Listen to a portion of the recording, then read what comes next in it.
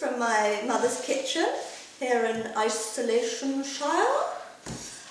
So after quite a lot of high demand, I have decided I'm going to do a hot cross bun demonstration tutorial video because, I mean, there's not much else to do and everyone else seems to be doing it. Okay, so I've done all my mise en place, so you don't have to watch me weigh anything or anything. So in this bowl to start with, I have some strong white bread flour. So I would recommend using this for these buns, but obviously there's a bit of a flour shortage going on and it might just be whatever you can get your hands on. So that's okay. Also in this bowl I have the zest of 1 lemon and 1 orange for a bit of zestykins. And then also my spices. So it was sort of whatever I could find in the drawer, but they're all warm spices: cinnamon, nutmeg, ginger, cloves. I have got the full recipe written out just below so you can see what I've used, but see what you can get your hands on. Also in here is salt and sugar. Okay, so the next bit is our yeast. So we've got dried yeast in here and I'm going to activate it with some milk. So this is warm milk. It recommends that we use 37 degrees, so that's about blood temperature. So you're looking for a sort of tepid temperature. And so you can just pop your finger in and see how it feels. Obviously you don't want it too hot, you don't want it too cold, but there is quite a good gap in the middle where your yeast will become active. So if we just pour half of it in there, and then we do a bit of mixy, yeasty. So this is very important. We're going to leave this for 10 minutes to activate. And if you've got some yeast you might have had at the back of your cupboard for a bit, it's good to do this at this point to test it is actually still working. Okay, so mixy, yeasty, and I'll leave that to just one side. Give it about 10 minutes to sort of come into action, bubble, foam, that kind of thing. And then to the rest of our milk I'm going to add our butter, and then that will be our liquid mix, and then later I'll add our egg that goes into the dry. Okay, so it's been about 10 minutes and our yeast is bubbling away. I can definitely see it's alive. Phew! So now what I'm going to do is add this mix into my dry mix. So I'm fortunate enough to have a rather vintage but still working Kenwood mixer here. I realise quite a lot of you might not have a mixer option, whether it's a Kenwood or a KitchenAid or whatever other things there are. So this is possible by hand. If you are doing it by hand, start off in a bowl just with a spoon or a spatula to mix the wet and dry together to get it combined, and then once it's together as a dough, it will be quite sticky. You can put it onto the surface, just lightly floured, and start kneading. Okay? But as I'm lucky enough to have a mixer, I'm not going to do any of that. So I'm going to put in my yeasty milk. Okay, and then I'm going to add in my egg to my buttery milk. So when I've got this mixing in the machine, I'm gradually going to add the rest of the wet ingredients. Usually it does take all of them, but I mean, depending, just be a bit cautious, it might need slightly less or slightly more, so we'll just go with it. That's been in the mixer for probably about 5 minutes. If you're doing it by hand, it will probably take about 10 minutes. But it's a nice dough now, it smells delicious, lovely cinnamon, it's quite sticky, so I'm just going to flour our surface. I'll just quickly show you, if you were doing it by hand, the sort of motion we're going for.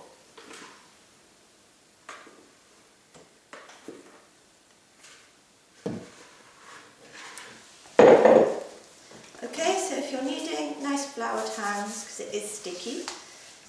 We're sort of just pressing out and folding back in again is your basic kneading movement. And if you are doing it by hand completely, start to finish, it will start off a lot stickier, but you just have to see it through. Trust me, it will come together. Okay, so now we've got our basic dough. I'm going to add in a bit more of the fun stuff. So I've sort of got, again, what I could find in the cupboard. It's a mix of sultanas, raisins and candied peel. But whatever you've got, you can put some currants in there, some other dried fruit, dried apricots. Some people like a chocolate chip, you know, it's your bun, you go for it. So you can also do this in the machine if you've got the machine and just fold the fruit into it. Also, I've covered my fruit with a bit of orange juice because I had the orange juice from the zest earlier. So you can do that or not, or, you know, maybe a little brandy. Yeah. Boozy buns, always a good one. So I'm going to gradually start adding my fruit into my dough. I have quite a fruit-packed dough, but you can add more or less, but I think this has got a good ratio for an HCB. So that's all in, so I'll add in my next load.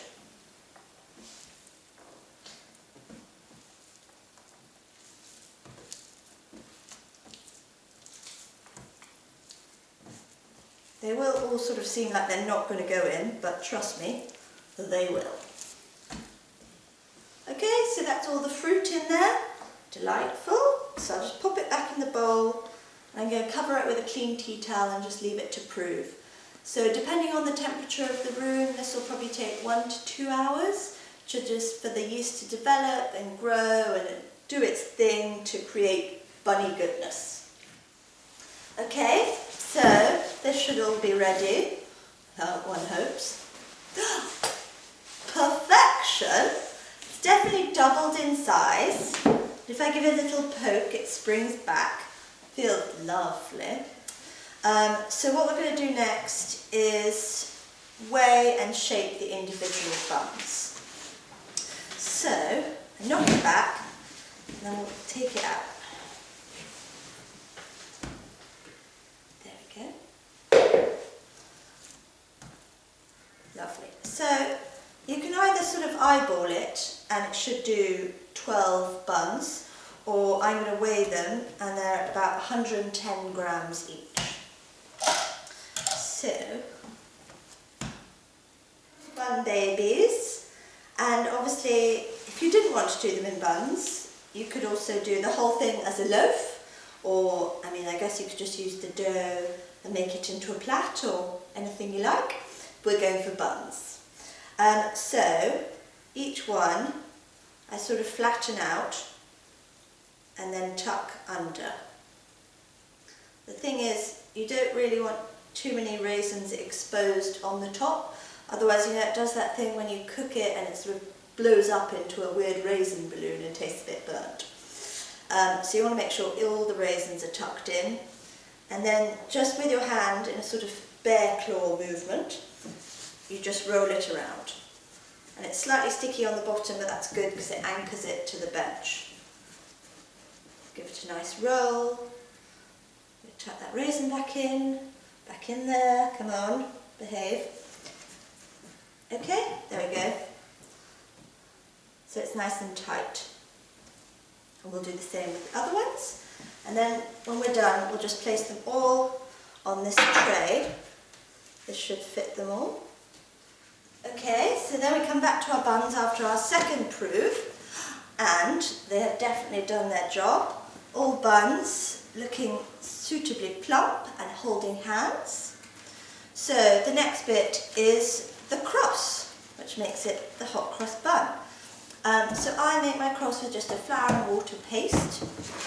So, into a bowl, and I've never really weighed it, I just sort of wait until it gets to the right consistency, really.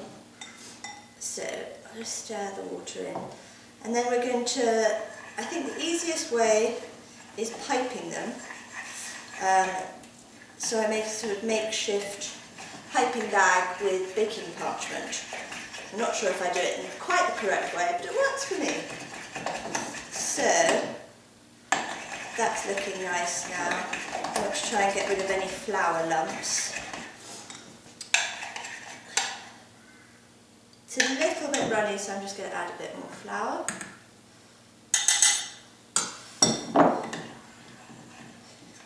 There we go. So I've also also popped my oven on to preheat at 200 degrees.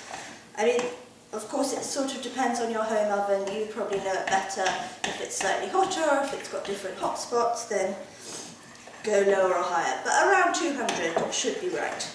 So there we go, that's a nice paste now. So we can see that's sort of quite sticky, delightful. So then I make my little piping bag. So I have a square of parchment, so I fold into a triangle, and then I sort of roll this bit round. Comme ça. I don't know if you can see that. And then it's sort of just a cone, like that. So then I'm going to make sure it's sort of tight at the bottom, otherwise it will all just come out again immediately. And then splodge my rather sticky mix into it.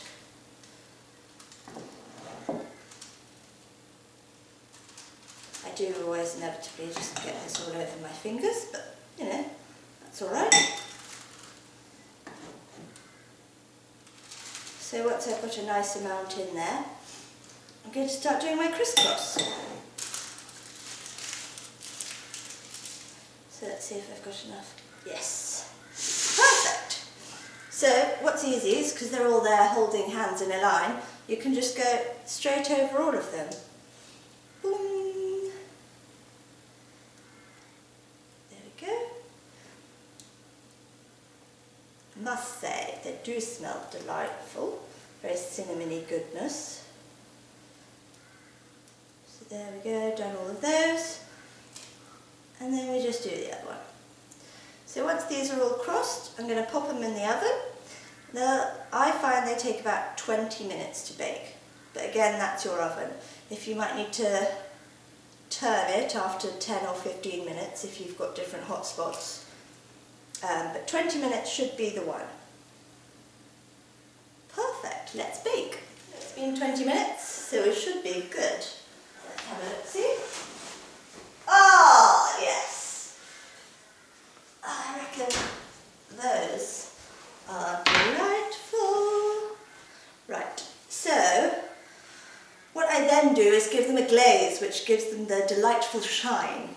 So I just do sugar and water, just equal amounts. I then put it in a pan and just heat up to dissolve the sugar. You can also use perhaps an apricot jam or, you know, a marmalade if you're feeling like it. Whatever you've got. So we just brush those onto your hot buns and it gives them that super lovely gloss. Oh. These will, once they've cooled, they freeze quite well, if you like, if you know, don't feel like you can get through 12 buns. Or, I mean, they last really well as well, just wrapped up. Or the next day, toasted with a bit of butter and jam is always a delight.